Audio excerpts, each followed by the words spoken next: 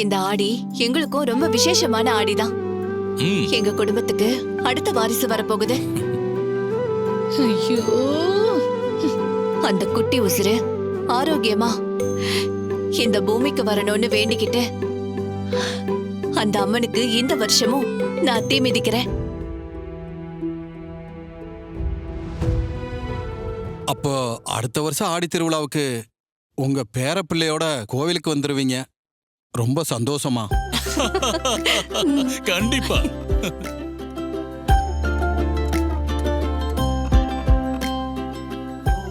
அம்மா, இந்த சந்தோஷத்தோட நவதானியத்தை இந்த முளைப்பாரி பானையில போடுங்கம்மா.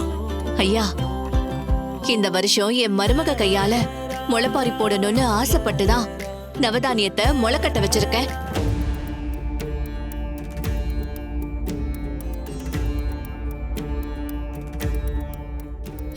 பரவாயில்லையே ஸ்டேஜா, அண்ணி உனக்கு தான் முதல் மரியாதை கொடுக்கணும்னு ஆசைப்படுறாங்க போல இருக்கே.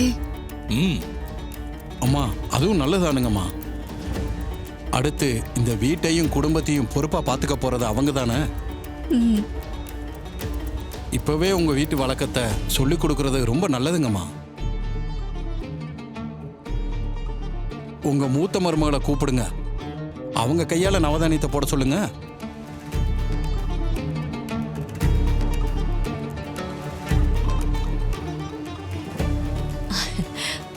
இல்லங்கய்யா, இந்த தடவை எங்க குடும்பத்தோட சந்தோஷத்தை சுமந்துகிட்டு இருக்கிற எங்க 2வது மருமக இசை, அவ கையால தான் முளைப்பாரி போடணும்.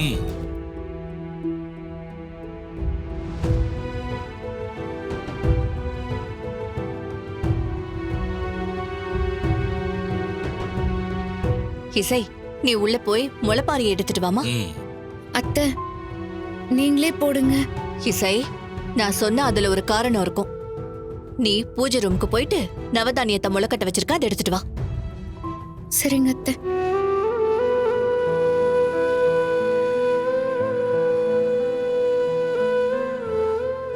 எனக்கு அப்படியே பத்திக்கிட்டு எரியுது.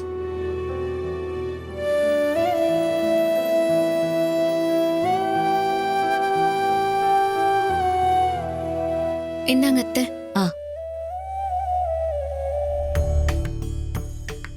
இசை, இத நீயே உன் கையால அதுல போடு. ஓ.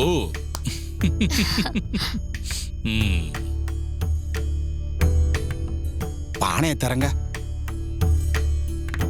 என்னங்க ஐயா? போடுங்கம்மா. எல்லாம் நல்லபடியா நடக்கணும். ரொம்ப சந்தோஷமா. வர்ற வெள்ளிக்கிழமை ஊக்குழி விழா ரொம்ப சிறப்பா நடக்க போகுது. எப்பவும் போல நீங்க தான் முன்னாடி நின்னு தீ மிதிச்சு இந்த விசேஷத்தை தொடங்கி வைக்கணும். கண்டிப்பாங்க, கண்டிப்பா நாங்க எல்லாருமே வரோம். அது மட்டும் இல்ல, இந்த மாசம் நடக்கிற திருவிழா செலவு மொத்தத்தையும் எங்க குடும்பமே ஏத்துக்கும். என்னங்க? ரொம்ப சந்தோஷம். அப்சல்யூட்லி. இத புடிங்க. இத பத்தி நேத்தே பேசி முடிவெடுத்துட்டோம்ல. எல்லாம் சிறப்பா செஞ்சிடலாம். சந்தோஷம் ஐயா. ராகவ், நீ போய் பணத்தை எடுத்து வந்து கொடுப்பா. இதோப்பா.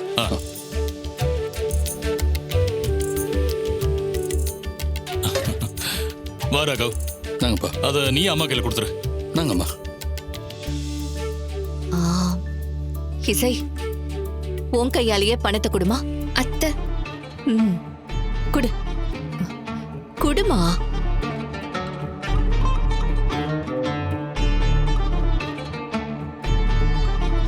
என்னங்க ஐயா?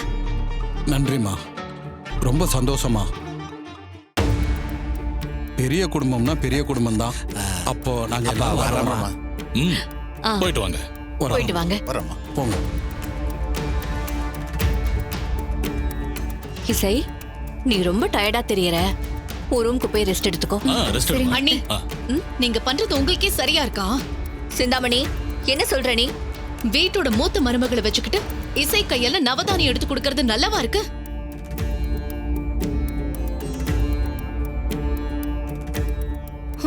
நாலு பேர் நம்ம குடும்பத்தை பத்தி என்ன நினைப்பாங்க? இப்ப ஸ்டேஜாவை யாராவது மதிப்பாங்களா?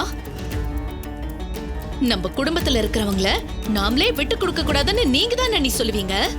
இப்ப நீங்களே இப்படி செய்யலாமா அண்ணி? சிந்தாமணி, நான் யோசிச்சுதான் இந்த முடிவையே எடுத்தேன். யாரு என்ன நினைச்சாலும் அத பத்தி எனக்கு கவலையே இல்ல.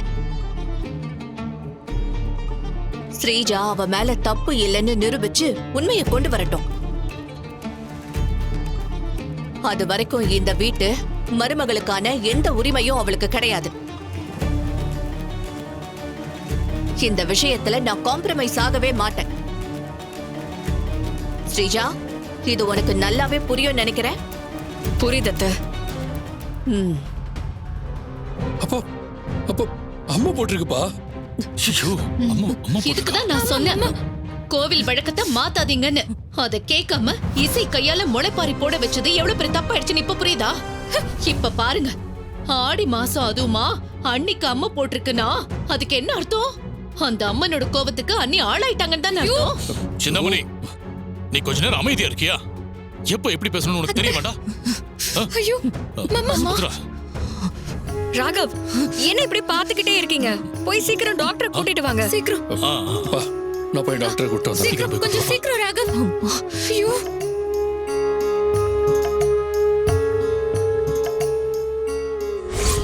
இசை, இவங்க தான் காமாட்சி அம்மா. நாங்க இந்த வீட்டுக்கு வந்ததுல இருந்து எங்களுக்கு நல்லது கெட்டதுன்னு எல்லாம் இவங்க தான் சொல்லுவாங்க.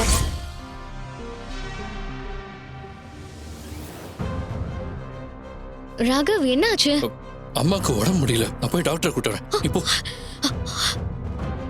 சுபத்ரா, அத்தை, மாமா என்னாச்சு அத்தைக்கு? அத்தைக்கு அம்மா போட்டிருக்குமா? மாமா, கொஞ்சம் அத்தை கூட இருங்க, நான் அது வந்துடுறேன். ஆ,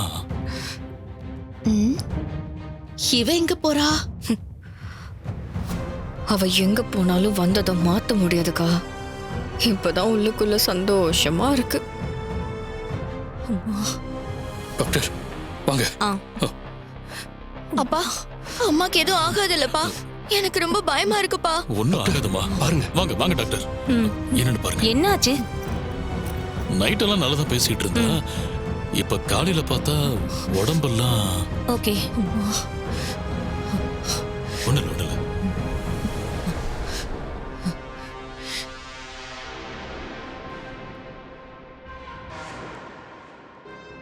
டெம்பரேச்சர் கொஞ்சம் அதிகமா இருக்கு. கொஞ்சம் கேர்ஃபுல்லா பார்த்துக்கோங்க. நான் ஒரு டானிக் எழுதி தரேன், அதை தவறாம 3 டைம்ஸ் கொடுங்க. அவங்க கொஞ்சம் சீரியஸா தான் இருக்காங்க.